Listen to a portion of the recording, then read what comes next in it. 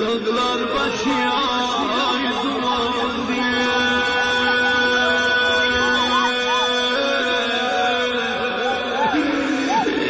Teki anlamaz diye.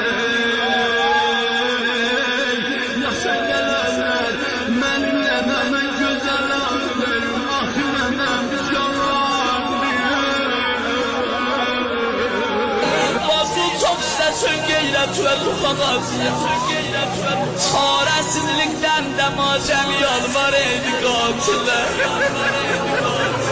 Elə bil mən deyəm, belə baxın Sən yanda verirəm Peyğəmbərə mənəmi vurma Sən yanda verirəm Peyğəmbərə mənəmi vurma Mənəmi qabırqalar sədməcə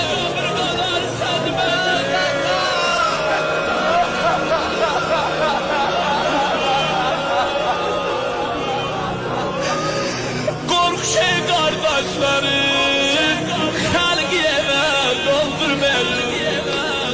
Allahu Ekber. Kork şey kardeşlerim, kardeşimeden fazla vermiyor okumadı. Ben de bunu zarafinden okuyam. Kork şey kardeşlerim, halk yeme doldurmayın.